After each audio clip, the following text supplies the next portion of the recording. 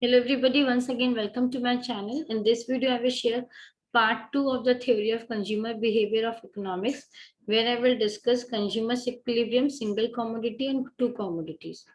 So let us start. Before sharing what is consumer equilibrium, I will discuss the assumptions with you. So the consumer is rational. He aims at maximizing the utility from his purchases.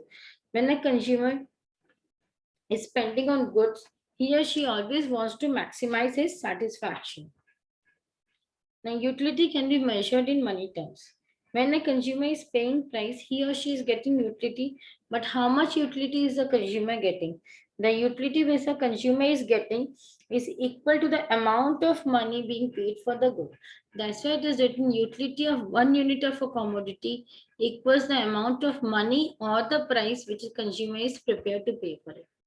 Law of diminishing marginal utility operates. I have discussed this law in part 1. Let me tell you again what is the law. As the amount of a good consumed increases, the utility derived from the additional unit, that is marginal utility, goes on decreasing.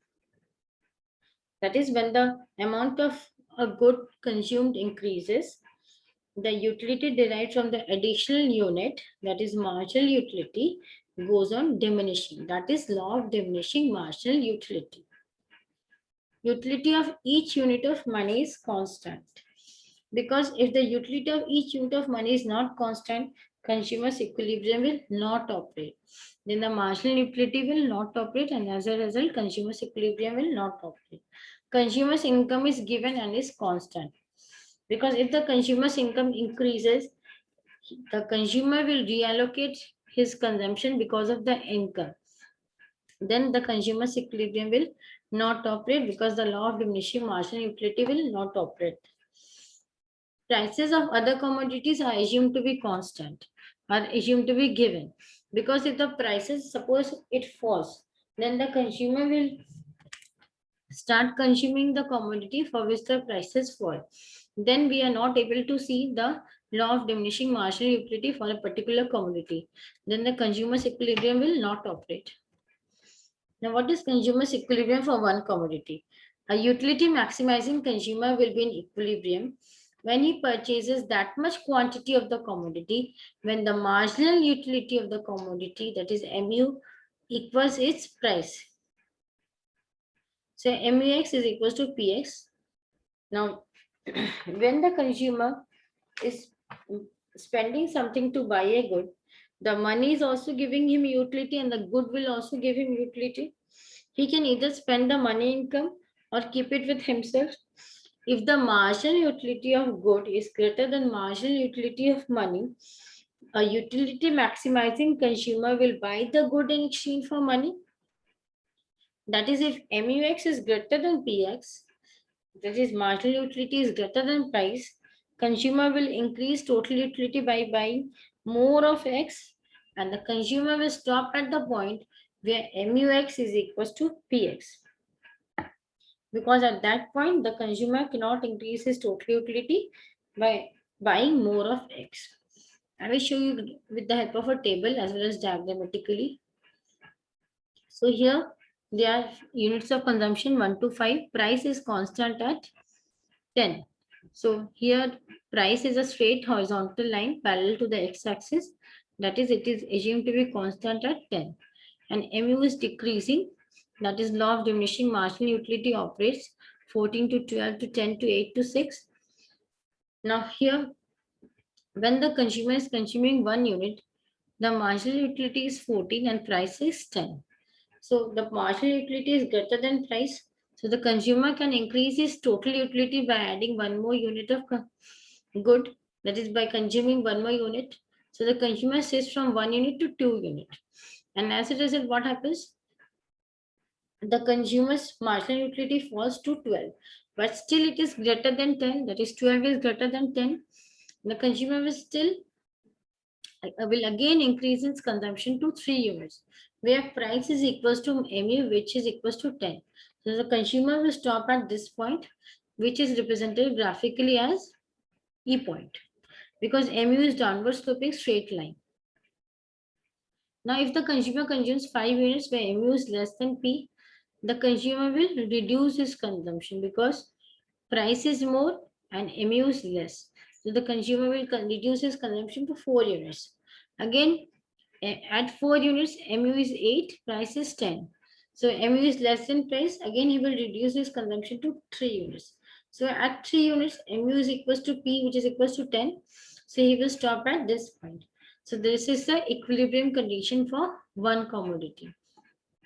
In the diagram, it is represented by the point E. Now here it is written the same thing. If MU is greater than P, consumption will increase. For example, at 1 units and 2 units, MU is greater than P, consumption is increasing to 3 units and the satisfaction is decreasing. How do we know satisfaction is decreasing? Because marginal utility is falling. And if MU is less than P, that is at 4 units and 5 units, consumption will decrease to 3 units and satisfaction will increase because MU will increase from 6 to 8 to 10. So this is the equilibrium condition. Now we will come to equilibrium condition for two commodities. The first is if MUX by PX is less than MUY by PY. Now what is MUX by PX? It means utility per rupee from consumption of good X. And what is MUY by PY? Utility per rupee from consumption of good Y. Now MUY by PY is greater than MUX by PX, or you can say MUX by PX is less than MUY by PY. So since MUY by PY is greater, the consumer will increase the consumption of good Y because it is giving him more utility. The marginal utility of Y is greater than marginal utility of X.